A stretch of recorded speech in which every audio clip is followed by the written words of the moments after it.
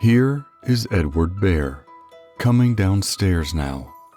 Bump, bump, bump on the back of his head behind Christopher Robin. It is, as far as he knows, the only way of coming downstairs. But sometimes he feels that there really is another way, if only he could stop bumping for a moment and think of it. And then he feels that perhaps there isn't.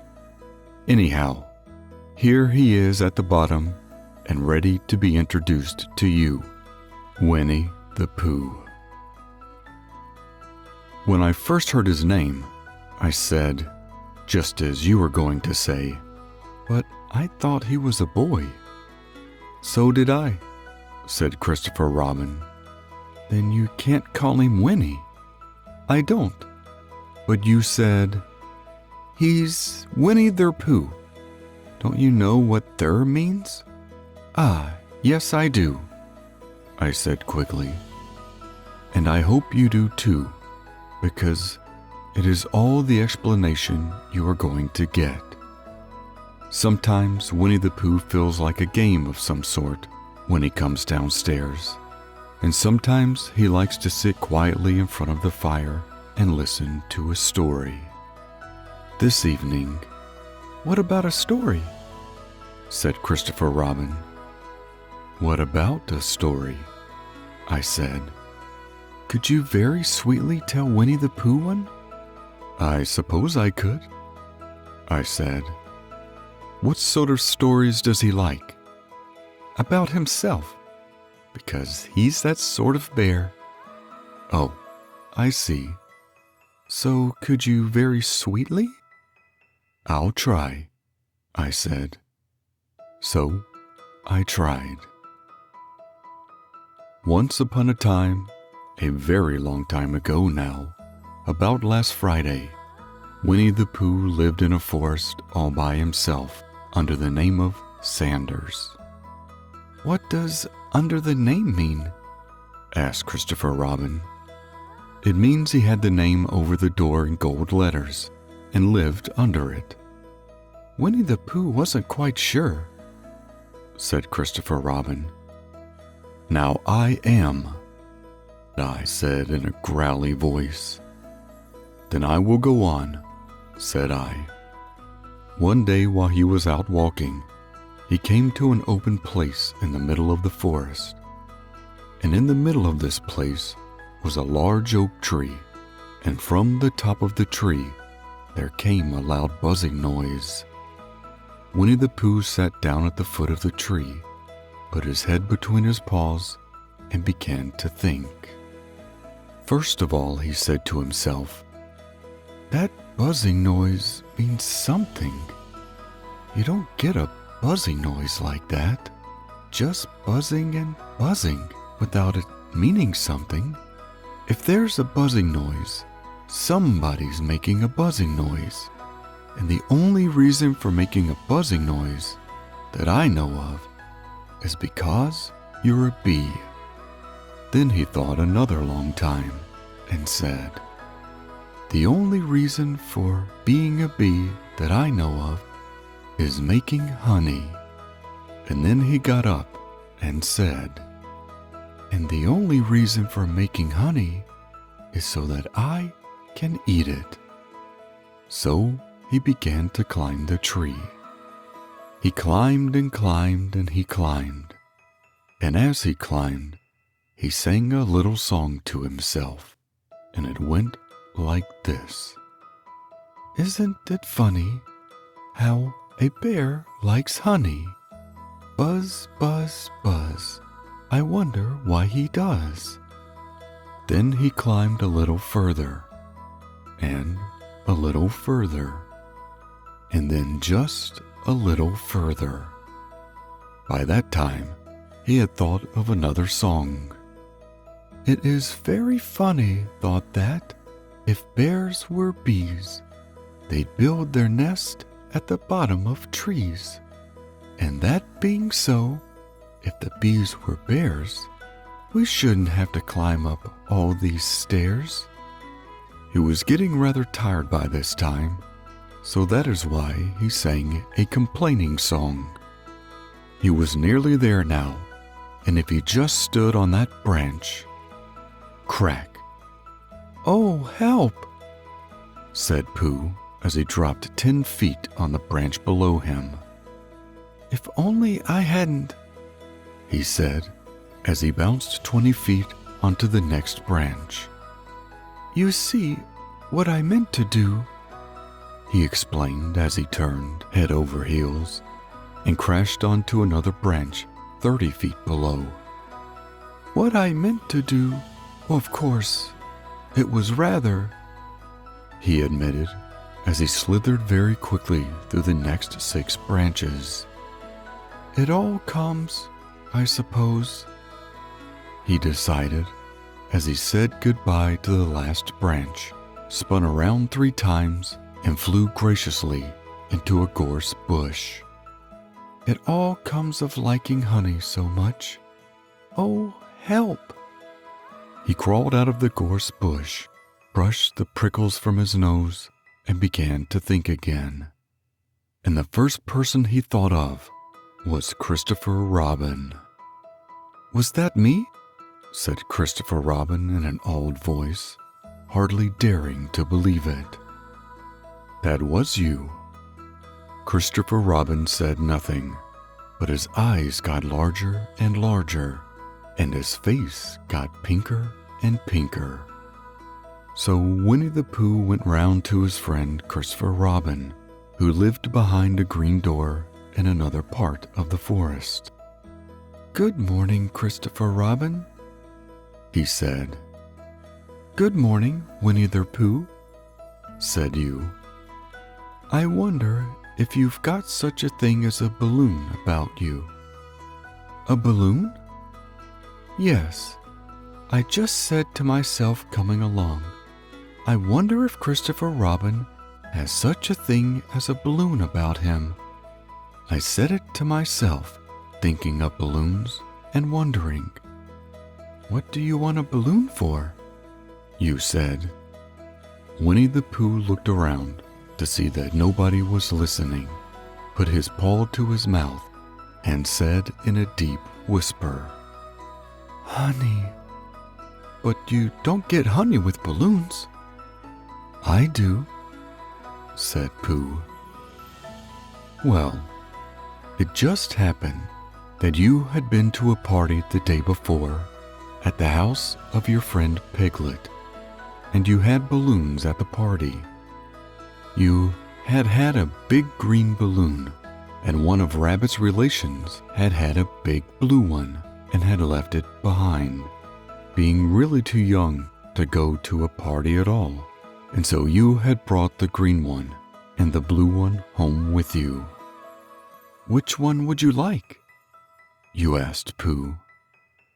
He put his head between his paws and thought very carefully. "It's like this," he said.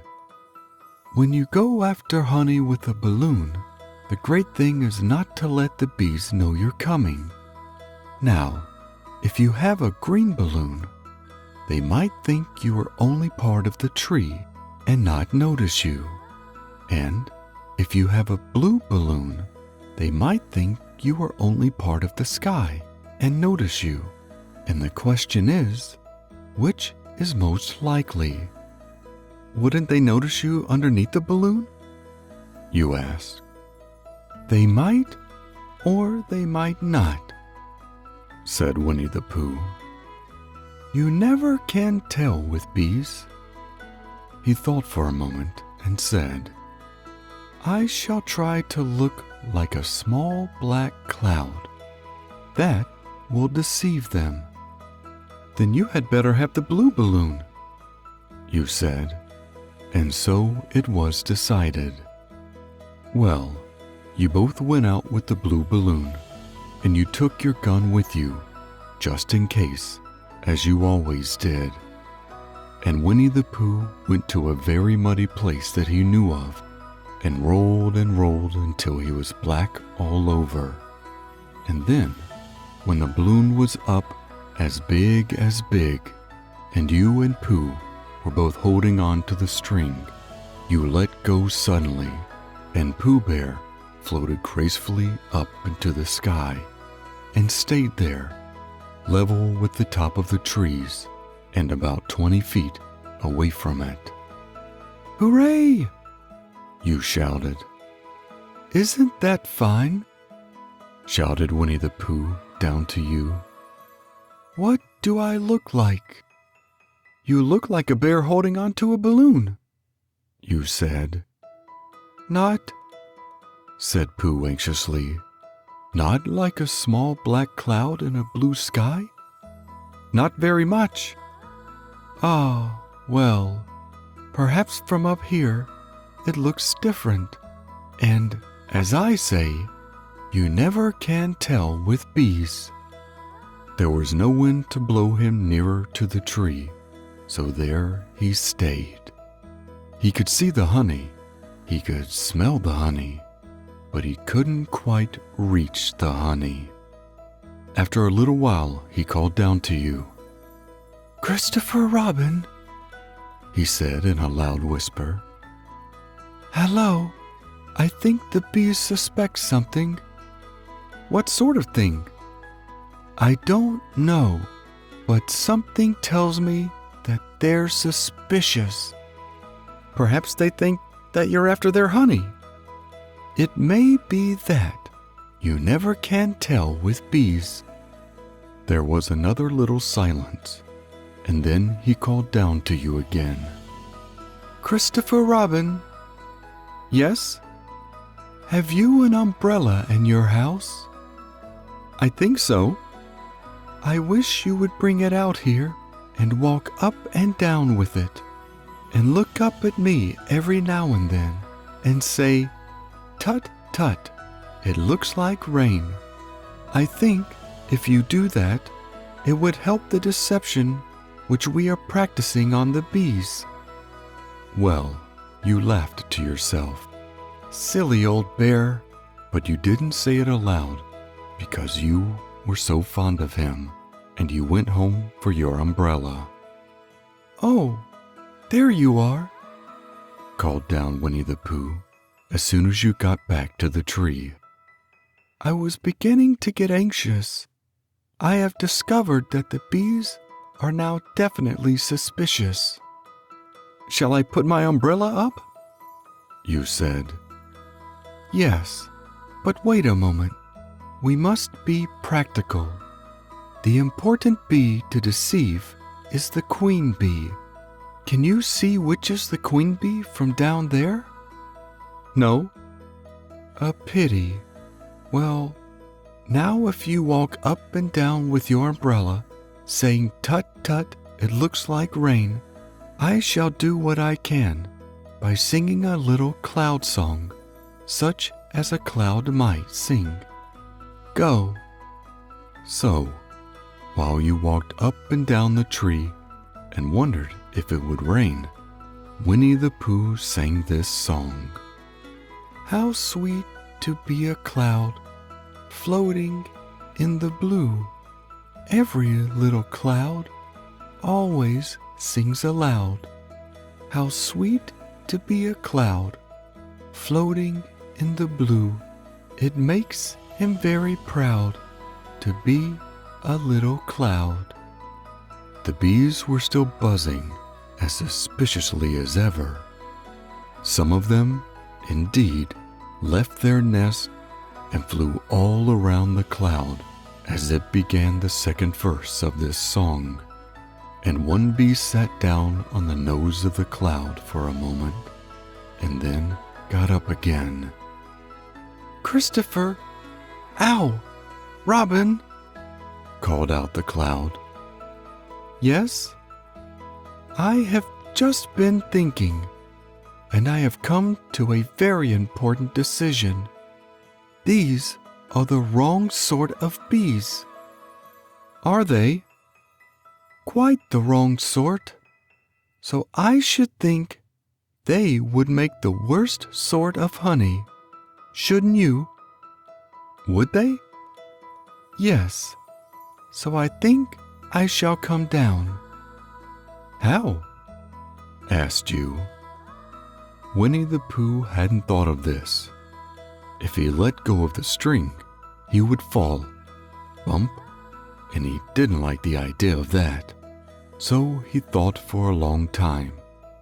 And then he said, "Christopher Robin, you must shoot the balloon with your gun. Have you got your gun?" "Of course I have," you said.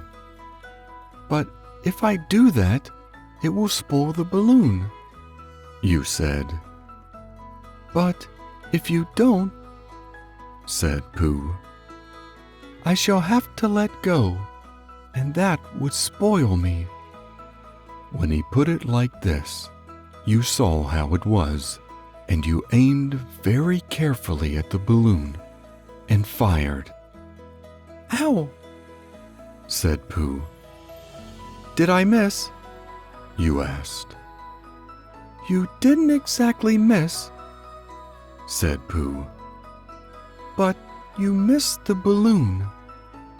"I'm so sorry," you said, and you fired again, and this time you hit the balloon, and the air came out slowly, and Winnie the Pooh floated down to the ground. But his arms were so stiff from holding onto the string of the balloon all that time that they stayed up straight in the air for more than a week. And whenever a fly came and settled on his nose, he had to blow it off. And I think, but I'm not sure, that is why he was always called Pooh. "Is that the end of the story?" asked Christopher Robin. "That's the end of that one. There are others. About Pooh and me? And Piglet, and Rabbit, and all of you. Don't you remember?" "I do remember, and then when I try to remember, I forget." "That day when Pooh and Piglet tried to catch the heffalump?" "They didn't catch it, did they?" "No." "Pooh couldn't, because he hasn't any brain. Did I catch it?" "Well, that comes into the story." Christopher Robin nodded. "I do remember," he said. "Only Pooh doesn't very well, so that's why he likes having it told to him again, because then it's a real story and not just a remembering." "That's just how I feel," I said. Christopher Robin gave a deep sigh, picked his bear up by the leg, and walked off to the door, trailing Pooh behind him. At the door he turned and said, "Coming to see me have my bath?" "I might," I said. "I didn't hurt him when I shot him, did I?" "Not a bit." He nodded and went out, and in a moment I heard Winnie the Pooh bump, bump, bump, going up the stairs behind him. That is the end of Chapter 1.